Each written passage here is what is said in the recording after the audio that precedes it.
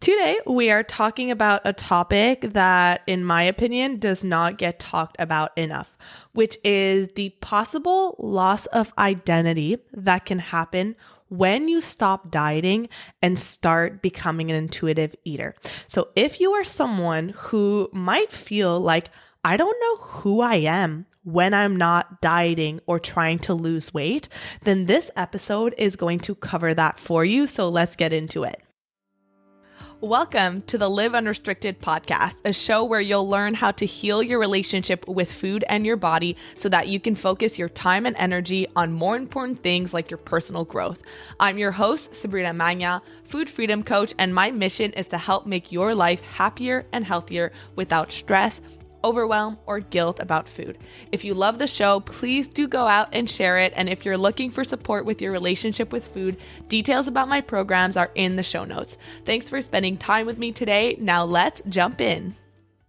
All right, it's January, which means that this is still the month where people, and you might be doing this too, are trying to define their next year and creating these goals and setting expectations. And if you haven't done so already, you have to go back to the episode that I released on January 3rd, all about a 5-step process that I do every single year to create the most amazing breakthrough year and to actually achieve your goals. But this is the time where you get to decide if you're going to go back into the diet cycle and, go back into trying different things and restricting food and trying to lose weight and intentional weight loss, or if you want to shift your attention towards something that's more nourishing and peaceful, like healing your relationship with food and body acceptance and working on how you feel about yourself.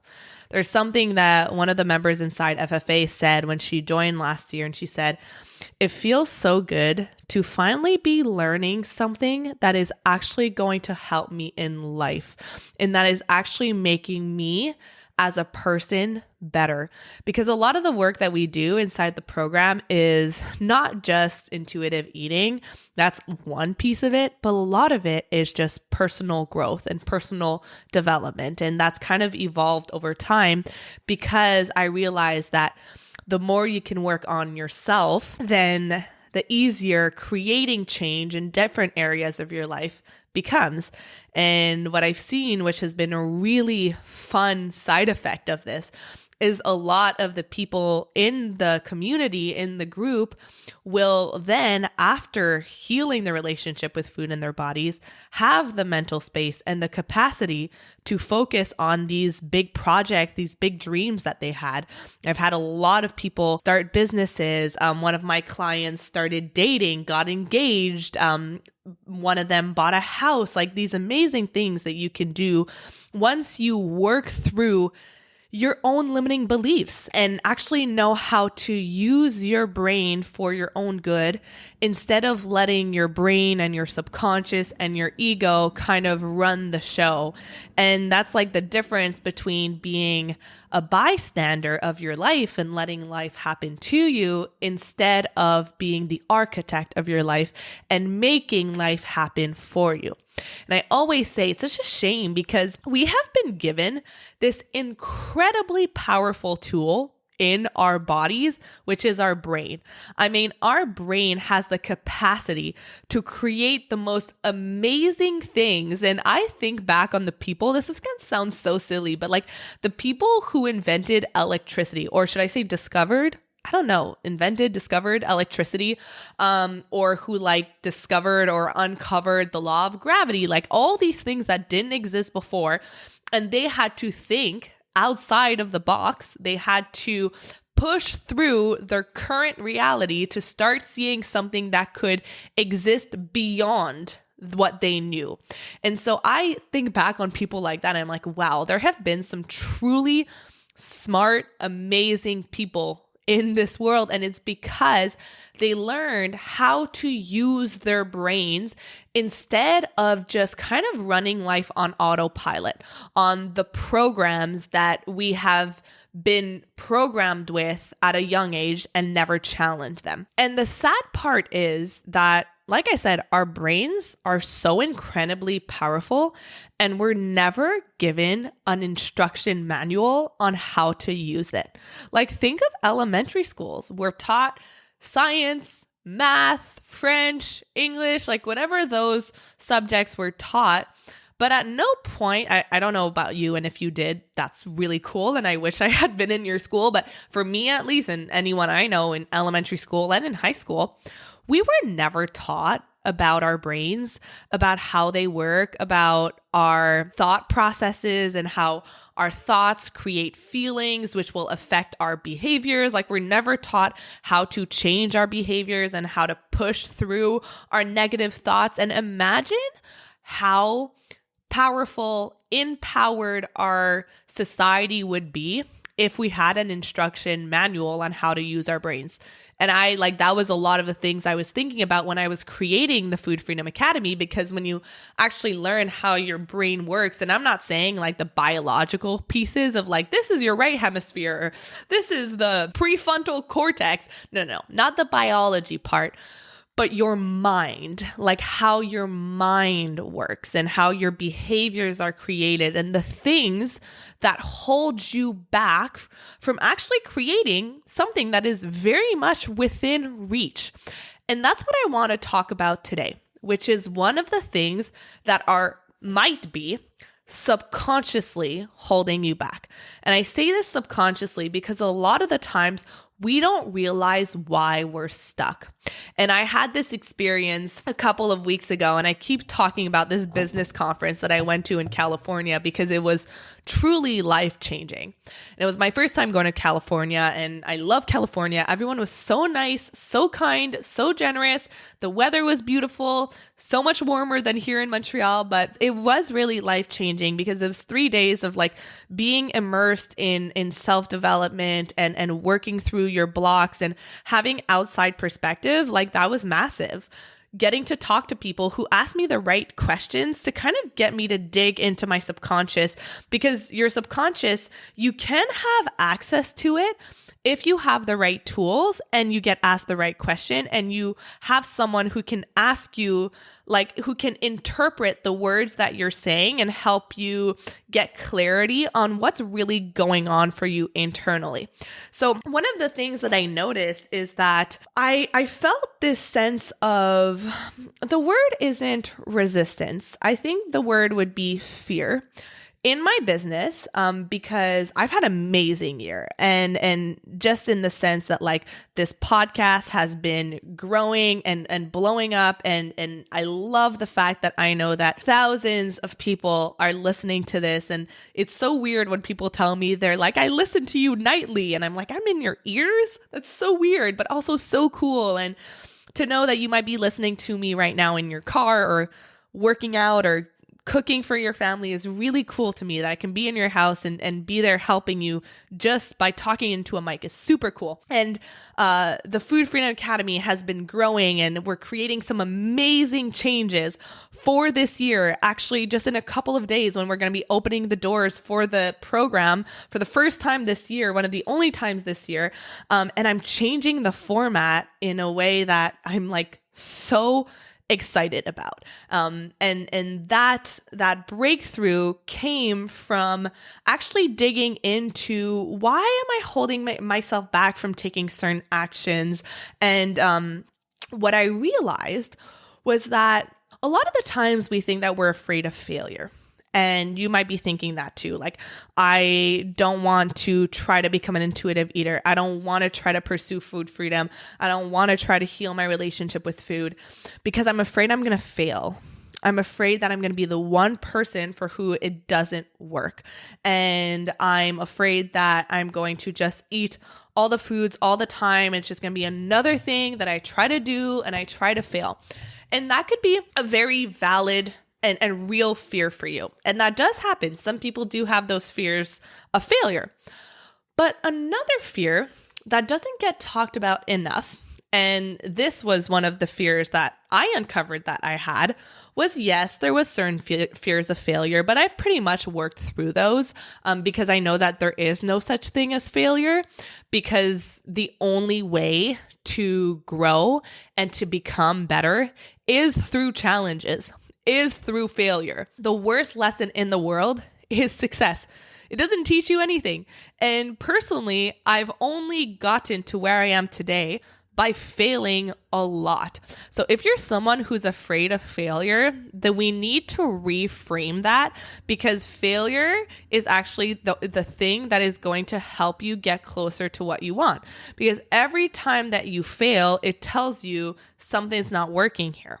So maybe you've dieted 15 times in your life, and instead of looking at those quote unquote failures as there's something wrong with me, I can't stick to the diet, this is not the right diet for me. Instead of doing that, which keeps you in that cycle, what if you looked at it as maybe this needs to be addressed? Maybe there's something wrong with the approach, right? Something needs to change. So changing your perspective of failure is super important. But I want to talk about the other side, the flip side of the coin, which is the fear of success. And that is one of the fears that I realized was holding me back. And I was so shocked to realize that, because I have these big dreams for my life. I am super ambitious and super driven. And when I thought about the goals that I have for 2024, and this isn't just like personal goals, but impact goals, the amount of women I want to help and I want to reach, and the things I want to do, one of them being I want to start live speaking at events in front of thousands of people. And that is super scary to me. And I wasn't afraid of failing at those things. I was afraid of succeeding and what that would mean. That would mean putting myself really out there in front of a lot of people, and that can be scary. And the responsibility that comes from having such a big business and a big following and a big community like that. And my brain, because that was like shocking to my nervous system, and I hadn't worked through those fears, which I did over the weekend at my business conference. But because I didn't bring that fear up to my awareness, it felt really intense for me. And so I was subconsciously blocking myself from taking the actions needed to create the life I wanted, because I wasn't ready yet to actually receive it and have that kind of success. And what this has to do with stopping dieting, breaking free from diet culture and actually becoming an intuitive eater is, yes, you might have some fears of failure, but I also want you to ask yourself, am I scared of actually succeeding? Because what can happen when you stop dieting, and this has happened before, and I've spoken and coached women through it, is this fear and this sense of emptiness of, well, now what? I have spent my entire life, or maybe my entire adult life, chasing this goal, this moving target of losing weight. So much of my time, my energy, my money has been thrown at this goal. And now what that would mean is I'm not going to be focusing on that anymore. And you might intellectually think, I want to finally stop obsessing over food and my body. I want to stop thinking about it. I want to be able to focus on other things. And yes, you may feel that way. Absolutely. But at the same time, is there maybe some fear that comes up for you of, what am I going to do with all of that free mental space, right? What am I going to focus on? What am I going to uncover? What are my hobbies? Maybe I don't have any hobbies. What are my dreams? I don't know what they are. What about my friendships that I've let go of because of dieting? You might have all of these thoughts. And if you do, please know it is completely normal. And if you feel this sense of loss of identity, that I'm no longer going to be a dieter. And maybe you didn't call yourself a dieter, but your subconscious and your nervous system felt that way, right? You were part of a community of dieting. That's what people would talk about. You would share weight loss tips and you would talk about what diet you're on right now, and you would get compliments every time you lost weight and people would ask you about it. Like, what diet culture does really well is it creates this sense of community, so that for you to break out of that community, it can feel like a threat to your sense of connection. And that's why it's really important for you to find yourself a new community, one that actually aligns with your values. Because diet culture is, yes, it's a community, but you have to ask yourself if it's a community that aligns with your values. So if we're talking about diet culture, we're talking about a system of beliefs, behaviors, and mindsets that see thinness as the ultimate ideal, that will put losing weight and food restriction on a pedestal, that will equate losing weight or being in a thinner body with health. And it's a system of oppression. It's a system of oppression against anyone who is in a larger body. And you will feel shamed if you are not in that quote unquote ideal. So you have to ask yourself, and this could be a really hard question to ask yourself, but it's really important, because I was talking to one of my friends a couple of days ago, and he was telling me about this business idea that he had. And it wasn't a good one. And it wasn't one that aligns with his values. And so I told him that, because I'm not one to sugarcoat things. I'm going to tell you the truth, because I'm always trying to tell you what I know is in your best interest. And so I told him, like, I don't think that it's worth compromising your values for short-term cash inflow. And his response was, yeah, but it's money. And I was like, yes, maybe in the short term, you can look at it that way. But in the long term, you have to think about what actually brings people happiness and fulfillment. And one of those things is living a life that's aligned with your highest values. And so if you take any action that is not aligned with your values, then it may seem like one little action and it doesn't mean much, it's insignificant, but I want you to imagine all of those small actions that add up.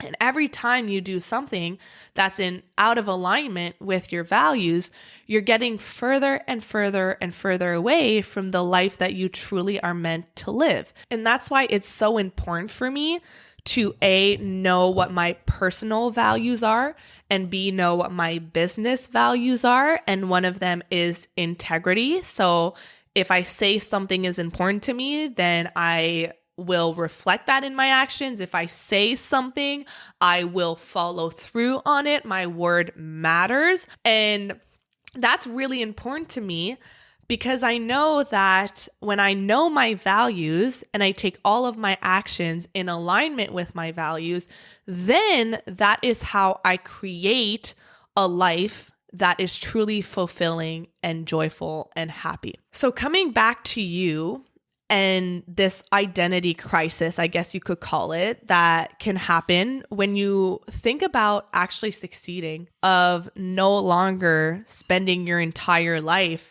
thinking about food and trying to shrink your body and having that time back to focus on your truest purpose. There can feel this sense of emptiness, and there can be this fear that comes up. And instead of looking at it as a bad thing, what I want to talk about is how to shift your perspective on it.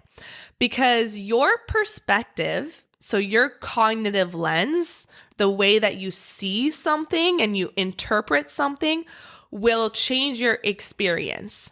It will change the way that you feel going after that thing. So if you look at breaking free from diet culture and saying like a firm no, I am no longer staying in a community, in a system of oppression that is one of the biggest drivers of eating disorders, both in women, young girls, even in men.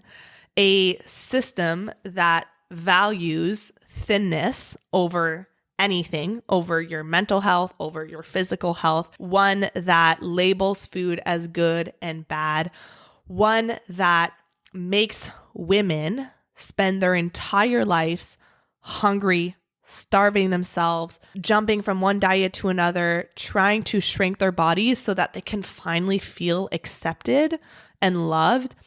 A system, an industry, a culture that will sell you false promises and tell you that once you lose weight, all of your problems will be solved. You'll be happy, you'll be confident, food will no longer be an issue. And we know that that's not true. 95% of dieters gain their weight back. And most of them come back with disordered eating, binge eating, food cravings, low self-esteem, poor body image, social isolation, shame, guilt, feelings of failure. I mean, the list goes on and on. So you have to look at the values that diet culture upholds and ask yourself, does this align with mine? And is this a culture that I would want people that I love dearly to be part of? My best friends, my daughter, my sister, my mom. Because it can sometimes be hard to disconnect yourself. But when you create that detachment and you look at someone you love being part of that, then it becomes so much bigger than just you. It becomes a movement. This is a movement that we're creating to dismantle this horribly oppressive culture. So the way that you look and perceive a reality, the interpretation that you give to it. So for you, you might have that fear of, oh my God, what does that mean? What am I going to do? What am I going to focus on? And when you see yourself looking at that, then it's so easy to not want to pursue it. Fear of success. But instead, and this is what I always do when I look at a goal or look at something I'm going after or even a fear, is I look at it as what is my current perception? What is my current interpretation? Am I going to the worst case scenario? Am I feeding the fear? Right? There's this story of the two wolves. I don't know if you've ever heard it. An old Cherokee told his grandson, my son, there's a battle between two wolves inside all of us. One is evil. It is anger, jealousy, greed, resentment, inferiority, lies, and ego. The other is good. It's joy, peace, love, hope, humility, kindness, empathy, and truth. The boy thought about it and asked, Grandfather, which wolf wins? The old man quietly replied, the one you feed.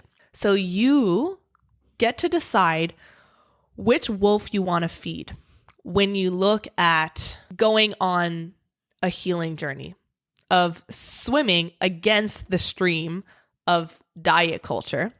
You could feed the wolf that says, this is going to be hard. This is going to be uncomfortable. I don't know if I can do this. What am I even going to do with my life once I stop dieting? You could feed that wolf. And if you feed that wolf, it will win. And you will keep perpetuating the same cycle. But you could also change your perspective and look at it as, oh my goodness, what am I going to gain? Not what am I going to lose, but what am I going to gain? What are some of the things, the opportunities that I could now chase, that could now be presented into my life? Yes, I might not know what my hobbies are, but I can find them. I might not know what my dreams are, but I will find them. And all of this fear that you had before, you can turn it and look at, there is such an opportunity to restart my life. It is never too late for you to do whatever you've been holding yourself back from because you haven't had the mental energy to do it. And instead of looking at something as what if it doesn't work and worst case scenario, which is what our brains are designed to do, right? If we look back to our primal brain when we were cavemen, you have to look at worst case scenario so that you can be prepared. You can look for dangers. That is just a primitive part of us. So it's normal that we go there. But you can also train your brain intentionally to look for the best case scenario. Instead, when I start to look at myself holding myself back, instead of saying, what if it doesn't work and going to worst case scenario, what if it does work? What if it works and even more? What if this is the best decision I ever make? What if this changes my life forever? And when you can look at something that used to be scary as something that is now an opportunity that could be life-changing, then it changes everything.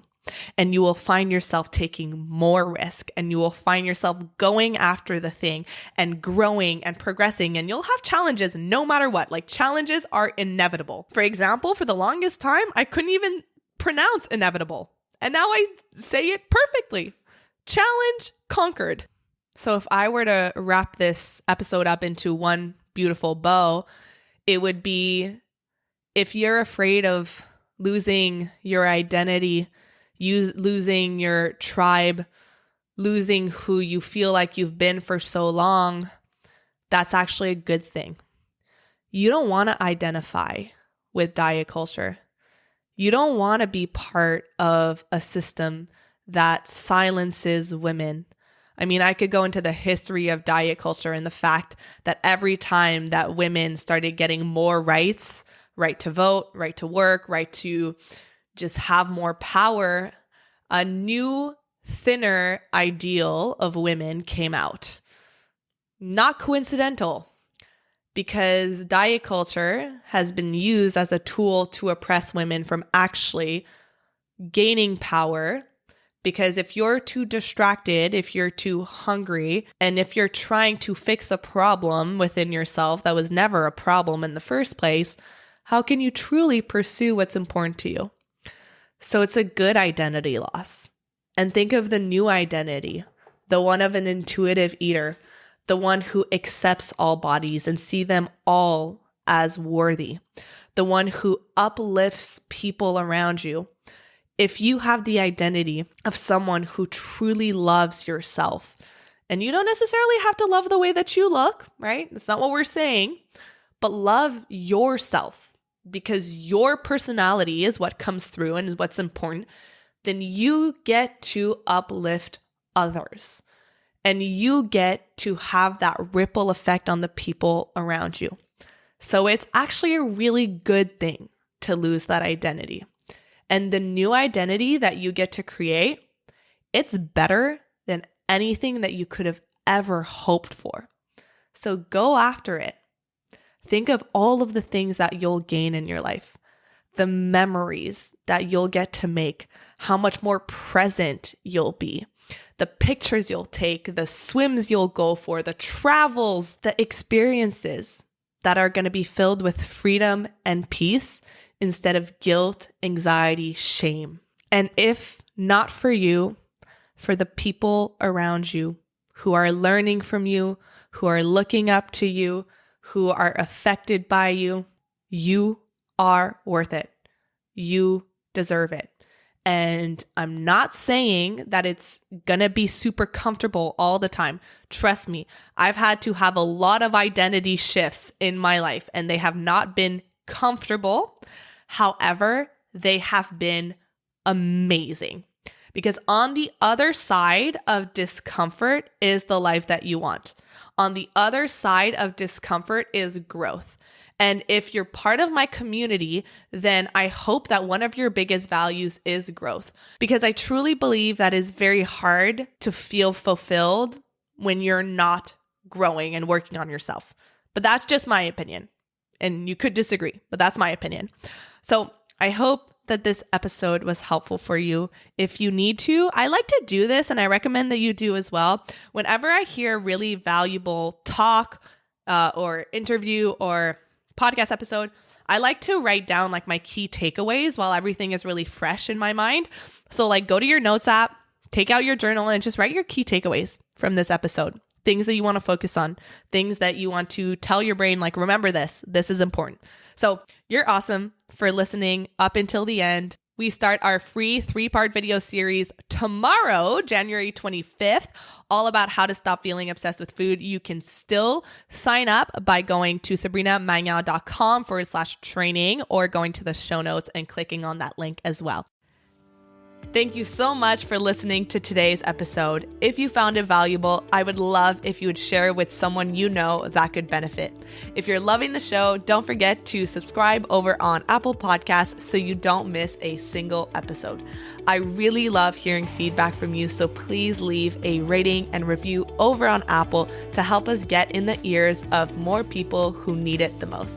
Finally, come hang out with me on Instagram at Sabrina Mangao Health for more educational content and get up close and personal with me. Thank you so much for being here, and I'll see you on the next episode.